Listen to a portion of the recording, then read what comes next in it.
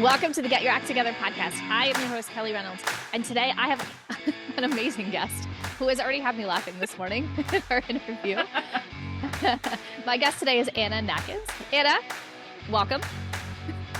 It's great to be here, Kelly. It's already been a great 20 minutes, so... We have already been talking for like 20 minutes, catching up. We know each other already, are friends, and we have been trying to catch up on all the subjects from kids puking to business things and tech things. We're talking about remarkables, and so we're gonna try to actually get through a podcast today.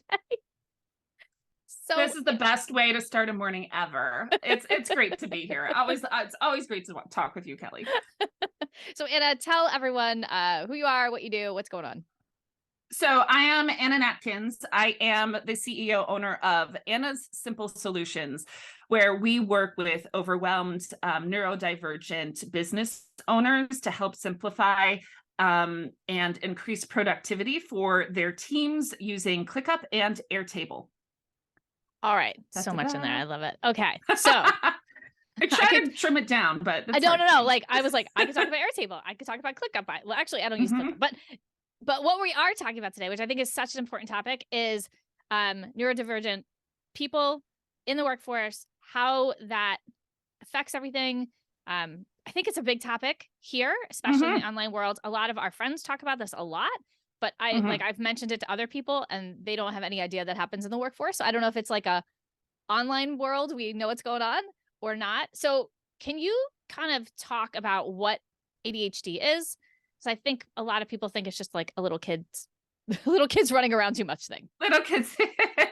So, and it's really interesting. I'm going to kind of preface this with the fact that neurodivergence, and I'm probably going to I only play a doctor on TV, so the terminology is not completely fluent with me, but I do have 2 children who have been diagnosed with ADD, and so my knowledge is based on my learning experience with them, the many, many books that I have read, but it is, it's actually a physical difference in the brain that basically it's not an attention deficit, it is more of it's a dopamine deficit. So you know how you're sitting there and sometimes it's hard to pay attention to something. Imagine that tenfold. Like you're sitting in class and you're like, oh, I need to learn this, but you absolutely cannot do it because your brain will not let you do it. That really, in essence, is what ADD is. It's like those, we were just talking about glasses this morning, Kelly. It's like those that are farsighted or nearsighted or whatever, and not being able to see, even though you know what's there. So that's how I like to explain it, because people don't understand. They think it is just something that little kids are diagnosed with if they bounce off the walls. And it's actually a physical difference in the brain, and everyone has different reactions to it. One of the things that is, I guess, a factor of it is the impulsivity, and that can present itself in different ways. I have my older child will run across the street in front of cars just because he sees something on the other side of the street, not unlike my dog. And then my younger one will get really upset at the drop of a hat, and that's how he exposes his impulsivity. So you're kind of sitting there going, well, what does this have to do with adults? Well, adults still, if they've been diagnosed or even not diagnosed, still have those impulses. They're just more internalized. As you get older, you learn to help control the outward effects of it, but inside you still are struggling. So I have talked with a lot of business owners and worked with them, and I've tended to work with those that either were neurodivergent when I started working with them or had discovered that they were once I was working with them. And I think what has really helped them is to understand that the symptoms of what they're dealing with really can be made into a superpower if they know how to manage their time and how to be productive within the constraints that they have. It's not just, hey, he's got too much energy, he ate too much sugar. Like there's a different thing. It's like it's a different body makeup. And I think that most of the people think like, oh, it's just a kid thing. They just need to sit still and stop being so wound up, right? Like, oh, they need to run around more. It'll be fine. And I have learned in the last couple of years, I didn't really know it was like a big deal in adults until a lot of my friends started getting diagnosed with this. It seems like a new thing. Okay. I feel like it's just that it wasn't diagnosed. Like, it's not like I it's a think you're new absolutely disease. right. And I don't think it's diagnosed all the time now either, especially in adults. It's gotten a lot more attention since 2020 because a lot of people and women especially find themselves working from home and juggling a lot more balls in the air and realizing that they cannot handle it, or they are having trouble keeping the balls in the air, or like me, they miss meetings because there's just so many things going on. So it actually, because of that change, a lot more people have been noticing characteristics of it and going to their doctors. But I also don't believe now that everyone is getting diagnosed, because if they are functional in today's world and have techniques like I have learned in order to function, then what is the benefit of actually getting diagnosed? Yeah, I feel like as women with businesses and kids, we already beat ourselves up that we're not doing all the things better anyway, right? Like, there's enough guilt on our shoulders that adding, like, realizing sometimes it's not just being guilty, like, you're not perfect. Like, there's something going on. Yes. Has got to, I don't know if it makes you feel better because I haven't gone through this myself, but I got enough mom guilt over here all the time, or business guilt. Like, I'm not working hard enough. I'm not doing this hard enough. I'm not doing all the things hard enough. Right. That having this on top of that can, I would imagine, be crippling sometimes. It can be if you let it be, which is learning the techniques that can be helpful to keep you on track. We were just talking earlier about Amazon Echo, and I know not everyone likes those kind of devices in your home, but I rely on them pretty heavily to keep my schedule and my kids' schedule present mind. One of the characteristics of ADD and neurodivergence is time blindness, and if it's not in front of you, you don't know. It's like it doesn't exist. Which is why a lot of project management tools don't work for some of my clients, because if it's not right in front of them, same thing with me, if it's not right in front of me, I don't know what's there. And then it makes it that much harder to prioritize what's important, what you need to set your time aside for. But going back to the Amazon Echo, I set it to remind me 10 minutes audibly before every meeting. So if you hear it in the background, I will pause so you can edit it out. But that things like that make the biggest difference. Because also another characteristic of neurodivergency is the ability to hyperfocus on things. So if you find something interesting, if you are a business owner and you love writing content or graphic design or those types of things, that's what you should be spending your time on. So finding ways to manage those other pieces that your brain does not naturally gravitate towards is really the key to being productive and really enjoying what you do. I think so I am, well, I'm a lot, okay? And that's my husband. But and that's why I love you. But there was a couple times where a coach, Melissa Frolick, she was my business coach for a while, and I would tell her about how I was reacting to something, and she would be like, "You realize the rest of the world isn't like that, right?" And I'm like, "What? What do you mean? What do you mean that, like, people aren't?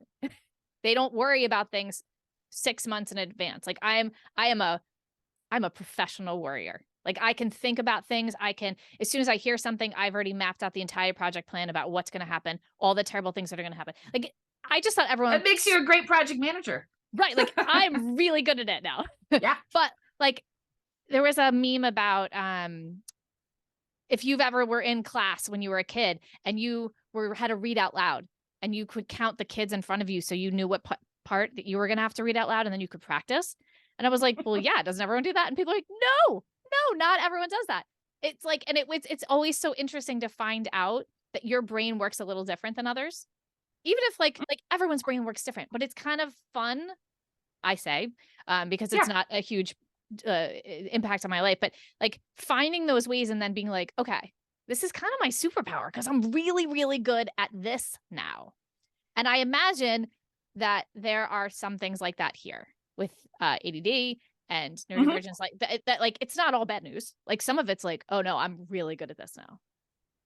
It totally is. I mean, look at people like Michael Phelps, and I mean, almost look at every CEO of every company, and there is a bit of neurodivergence, at least characteristics, if they're not, because they are able to hyper focus and do really well at one or two things. I say Michael Phelps because he loved swimming. That was his hyper focus. That's where he felt like he was in the zone. And it's true for many, many other people. And I totally relate to your, by the way, so other people do think this, Kelly. Some people counting do, right? how many people in front of you so you can practice your lines, because I would get really nervous. And I used to do piano performance, so this is absolutely ridiculous that I still get nervous when people are before me and practicing the lines so I could do it the best that I could. Oh yeah, such a planner. And that's partially analytics, like people who really like analytical things and data, which we haven't really talked about, but that's definitely a characteristic that I see in those types of people, and generally those with a little bit more anxiety. Everyone's brains are different, and I hear a lot that, oh, everyone has some sort of ADD or something like that, and that's not true, because there's actually a physical difference in the brain for those with ADD, but it is true in that everyone learns in different ways and has different strengths, and we should utilize all of those, not only with our families, but in our businesses. Even if you are not neurodivergent as the CEO, there probably are people within your company that are, and learning to work with them in a way that helps highlight their strengths can only move you forward as a company. Yeah, I mean, even like in my agency, I brought in people who I thought were going to be for one role, and then I realized that they were good for something, but they were really great at this other thing. And I was like, oh, I really want to use that talent. So I've moved them around over the years to be like, okay, you're really great here, really great here. And I think that works here. Like, that's kind of the same principle, is like, okay, how can I help you be your best? Right? Exactly. Like, what can I set up in my own company to make sure that you are doing the work the best you can, because we'll all be happy, and that you're not stressed out because I'm making you do it in a different way. Exactly. Now, I'm a big believer in SOPs and structure and processes, but there's a lot of different ways to look at those types of things when it comes to the people that are working in your company. For instance, I always like to see automations and tech doing a lot of the administrative pieces of things, because for those that have trouble keeping everything in mind all the time, not having to worry about, oh, I have to post this on this date, or I have to double check this on this date, and actually having that information come to them instead, which is really, I don't know, sometimes takes as little as like 30 minutes to set up an automation that sends information. It saves time, it saves money, and you have happier people because your business is working for them as well as you. And you know what? That helps everyone, right? Right. Like I don't think, anyway, I mean, ADD or any of that, but I worry, but that's a different thing. But you're also a mom. Right. Like, I'm a mom and a business owner. It's like worry all the time. Someone might die today. But there's like, I am forgetful because I got 40,000 things on my list for today. Exactly. So I have automations. I have Google loves to tell me where I'm supposed to be 10 minutes before I'm supposed to be there. Maybe sometimes a half an hour if I have to be dressed. You know what I mean? Like, things like that. Like, I have a weekly checklist, then it gets put on my daily checklist. It's on my desk at all times, so I can look over at all times. Like, I need to be reminded as well, because there's so many things. And those kind of automations are amazing, even if you don't have any issues. Like, just to be reminded, you have to be somewhere because you're busy. Exactly. Especially for things that aren't habitual. A lot of what I work with is like creating habits, like every morning, make sure you turn on your project management tool. Look first at your notifications, look second at this, like a very short list of things that you have to do to help create those habits. Anything different that is going to break up that kind of that habit pace either needs time set aside for it or has an automation behind it to either help remind you or do it for you in some instances. For example, I work with a coaching client, and we have all of her clients in Airtable. And one of the really great things about Airtable, wink, wink, is that it can actually automate emails out to individuals depending how long they've been in the program.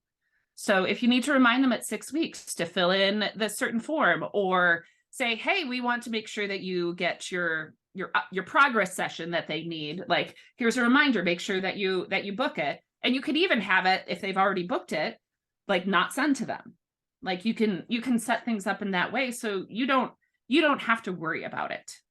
All you need to do is have someone check, make sure the automations are running occasionally, because tech can go wrong, but those types of things are lifesavers. So you actually can have focused chunks in your calendar where you can do the things you actually love. Have podcast talks with your friend Kelly, for instance, you know. All right, let's start out a little bit. People are on here. Everyone is like, if you don't know what Airtable is, let's talk about it. Because let's just start out. How do you function? No, I'm kidding. Because, well, like I'm all in teamwork. Our project management is teamwork. And all the things are in there. And if I didn't have that, I'm not sure if I know where anything is, because we have so many moving parts. I go in there, like you were saying, every morning I go in and there's a work section. I look at all my work and I know what I have to do. I actually look at it for the week and plot it out because I like to plan, but I like to know where I'm supposed to. I'm on team planning too. It makes me feel good in my heart. We've been doing that for a long time, but there's certain things in there that like, it just isn't built for the other things. So I have been starting to use Airtable much more. We use Airtable on one client. We built out a whole order system there, and it was like the only thing I used it for a long time. And it's very pretty and I love it and it works really well, but we started to use it. The only thing I don't like about Airtable is having to swap between accounts. You have to like log out and log back in. Seriously, the most annoying thing ever. I cannot like be in two, like you can be in two Google emails at the same time on different tabs. Yeah. So like if I'm much more. Okay. Yeah. So you have to like log out of one and then go back to the other. The only thing so far that I found is annoying. Other than that, awesome. And I'll explain why they do that, or at least why I think they do that in a second, but go on. So we were just talking about how Anna's got this really great content producing thing. And I'm like, oh, I bet it's really good. And this is where we nerded out before we started recording this podcast. So we have that now that is got all the things for content. Who are my guests? What are they doing? Like all the stuff.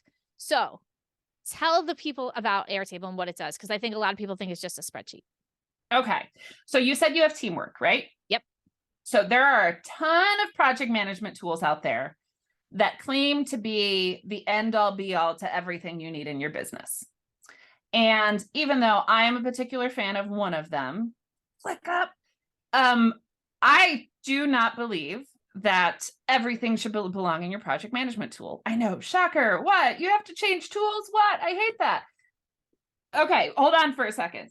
So project management tools should be for who does the job and how the job is done, right? It's the steps. This is what they're doing. This is how the job's done. This is how long it's taking them.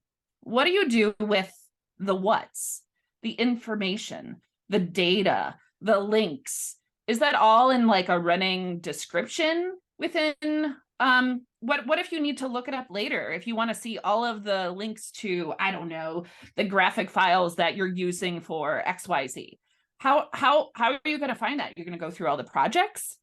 So data, the what of your business, really belongs in, I'm going to say this bad word, database. Airtable is really a database that is much more user-friendly than the typical, I'm not even remembering the names of the other databases, but I come from a background where we use PeopleSoft as an ERP and SAP and these huge like words that people like crawl into a hole and die, but really they're just databases. It's just information hooked together in different ways, which is really what ends up being the miraculous piece of Airtable. You can use an Excel spreadsheet or a Google Sheet. And if you know how the formulas and VLOOKUPs and all that work, you can kind of make it work the same way. But the beauty of Airtable is that you can have all that information together and have it hooked in different ways very seamlessly and very easily. In fact, I have a YouTube channel that we kind of go through and talk about that. One of the things I talk about is the first thing you should use Airtable for is creating an executive hub. And of course, I do this with the neurodivergent person in mind. So again, having things easily accessible in different types of views in Airtable. Like here are the things that I use the most often, put it in a favorites of all the things that I use, and then you're able to find it super quickly. And bonus, you can actually embed Airtable tables into other programs. So if you are, I just look at it, everyone look at Kelly's face right now. I was like, what? What did you just say? She just like, so you can actually, so you can actually put it in different programs. I'm not sure if you can do it in Teamwork, but you can do it in ClickUp. I think you can always have a link to it, if that's the last thing. So, and you're able to click on things in it, even if you're not able to edit it. So I'm going to go back to your complaint about the fact that you have to log into two different, you have to log out and log in. People don't think about their information as being protected. So if anyone can go in, and it's kind of set up to protect your data, so you have really good data management. They don't want if you have a bigger company, they don't want everyone having access to your data because they can change things even accidentally, and then that data is no good anymore. And you'll have, I've worked with a ton of data analysts in my day, and their analysis is only as good as the data that's in there. If a decimal's moved the wrong place, if you add another $1,000 to something, it can completely change the outcome. So that whole governance, there's a corporate word, that whole governance aspect or the data protection, that is why they do that. Now, it's not very user friendly, and I figured they'll probably be working on a way to kind of help like single sign on and etc. But that's why they do it that way. And that's also why when you share a view, you can just, you don't want to be able to edit it. You just want to be able to view it in another program because other people go change it. So I haven't talked with the CEO of Airtable about this, but that is my assumption based on kind of what I know from my background. Yeah, it makes sense. I'm sure there's a really good reason, but it was one of those things where I was using it. If I was using it for my content and then my client, we were using it for the order system, like I had to log in and log out every time I wanted to do something. And he's one of those clients that like it takes him 20 minutes to answer you on something. So then you got to log back in and out, and blah, blah, blah. And you're back and forth and back and forth. And I'm sure there is some person in here who's going to make a comment about I should be blocking my time out better. But it was one of those things where I was trying to be, it doesn't matter. Try to get in and out. Can you open it on two different instances of? Not that I can figure out. Of Google? Okay, we might have to have a working session. Maybe. See, this is now I want to solve this. This is why I have the podcast. This is my life. It's really just to get free advice. It's just to get free advice from my friends who can tell me how to fix things. It's all. This is all the podcast is. No, yeah. So like now that I'm not using that much as much for him because one of my team members has taken over all of that. So now I'm like so in on content and being able, like, if you come on the podcast and you put in an application, if it takes all your information and it puts it all in the places, and then this links over here, and then you go to the episode number and everything's linked, and it's wonderful. Like I went through a whole bunch of stuff yesterday to pull this information, and everything is so accessible and cross-linked, I guess you'd say, together. Yes. Yeah. And then of course I said to Anna, I go, and then one day I don't know how to relax because God forbid I just sit and watch TV once in a while. I built an entire database for my garden with pictures and seed packs and all the other things. So this is, and that's another great thing. Airtable, you can download pictures to, which is really great. A really great use case for it is content creation. Just a little note out there. You know what? It never occurs to me to put any pictures in there for that. All my garden stuff's in there. Like the pictures of the artichokes I grew are in there, and there's an app so you can get everything from your phone. So we've just totally gone off topic today, but I feel like if I have you here, I want to talk about Airtable. Well, and it's really, again, I mean, just kind of pulling it back down to neurodivergency, having stuff able to, and I keep going back to the views of it as well, having pictures. So in my my networking database, I have pictures of every single person that I've networked with, and I can look at the pictures because my brain connects pictures really quickly with conversations and know who I'm talking to, know what we talked about before without reading all of the information. And that use case has been extremely helpful to my clients. That sounds amazing. Yeah, because I mean, you remember that. Like, you're like, oh, I remember that girl. She was wearing a red dress. She walks in the next day. You have no idea who she is, but you understand, like, the girl with that picture in your head connects to things. Yeah, that's amazing. Picture's worth 1,000 words, and Airtable helps you with that. So that's amazing. I love that you said. Like, I feel like a lot of times we get to software and we're like, this seems cool, but I don't understand the applications here. So like, you just talking through this, I'm already going, oh, I see so much potential here. I love this. I might need to steal clips of this myself. Oh yeah. Well, I'll share. You can put them over. Well, I'll talk up Airtable for you. We'll talk later. Well, and I love the idea of like how your brain works. Like, I have always known, well, maybe not when I was totally younger, but as I got older, information goes in because I write it down. Yeah. As I talk with my hands, you'll see I have my remarkable pen in there because I'm constantly writing. And as soon as I write it down, I very rarely will look at my notes again. This was even in college. I would sit in class. I go to class every time. I take all the notes. I wasn't so great about doing the homework, but I always knew what was going on because the brain, it entered that way. It helps solidify. Yeah. If I sit here and type it, none at all. I have to write it, which is why the Remarkable is great, because I can really write it and then just erase it because I don't really ever need to look at it again. But that's, I find it so fascinating how the brain works differently in each individual person. Like, everyone in my house is a little different. And as my son has gotten older, I've been very interested to see how his brain works. Like, he can do math in his head. And I know, isn't that crazy? We like sit there. Mine can too. Mine's really, my 6-year-old can do multiplication better than I can in my head. Oh yeah, I've given up. Well, when I was on Wall Street, I used to be able to do I was really great at math. And then at Wall Street, I was so scared to put in $100,000 orders and mess it up, the math. So I just everything went to a calculator. And that's when I stopped doing math in my head. And now I'm like, it's practice. Yeah. Yeah. I'm so out of practice of doing it. And I'm giving him math problems and he's like doing them in his head. And I'm like, I have to check it on my phone. Like, I don't know. The numbers are too big now. Now I don't know what the hell's going on anymore. But I feel like it's just fascinating to me, like, how that brain works. And then being able to not say there's something wrong with you, but just say, this is how I work. And these are the things that I need to be successful. Like, I know I need to write things down and that I'm going to be great. And being self-aware, it's hard to do. You have to admit that sometimes that you're not, I'm a middle child, and I've always wanted to be like my older sister, because a lot of middle children see their older siblings doing cool stuff. And we've always, well, I shouldn't say we always got along, but we got along a lot. But I've had to realize that I'm different, and my skill sets, and I really try to impress this upon my kids too. Like, you have certain skill sets that are unique to you, and those are awesome. And then he's got skill sets that are unique to him that are not yours, but those are also awesome. It's just it's looking at people like humans, honestly.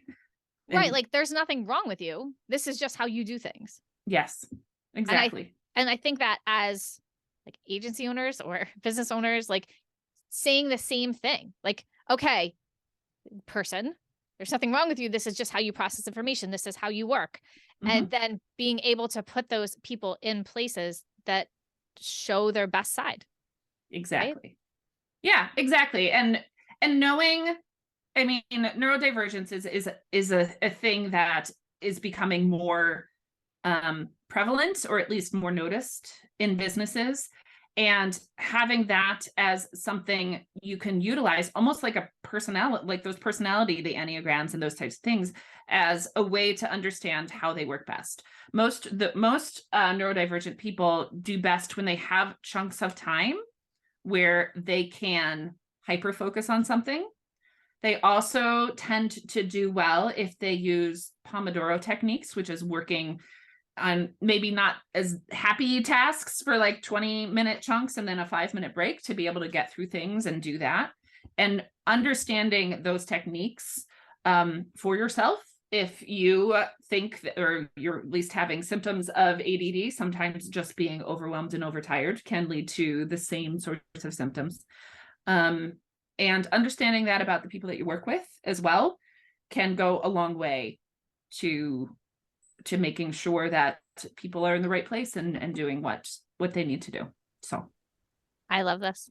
I love it. Yay. Well, Anna, it was fantastic to hang out with you today. I have had so much fun. We will be scheduling another just coffee chat, maybe a Friday afternoon or something. We're gonna do it on Anna's YouTube channel. Anyway, and it's oh yes, that is a whole other thing. That's I'm getting started. But I think I'm going to be doing it in interview style because this is so much more fun. It's so much more fun to have like a person to talk back and forth with. Yeah.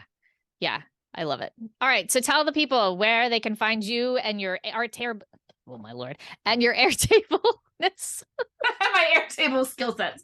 So I'm most Lord. active. So I have a YouTube channel. If you just look up Anna Simple Solutions on YouTube, you can find me.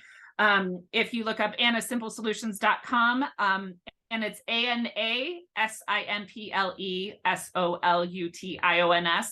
So it's not Anna's, whatever. You get it. And then I am also most active on LinkedIn nowadays. I am on Instagram and YouTube, but if you look up Anna Natkins on LinkedIn, you'll find me. If you look up Kelly on LinkedIn, you'll find me connected to her. So that's a way to find me.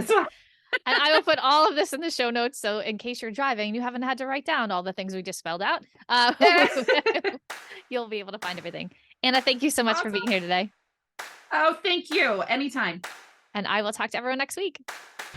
Thank you so much for joining me this week. If you have an agency or want to create one, come join my Facebook community, Get Your Agency Together, where we talk all the things growing and scaling your agency.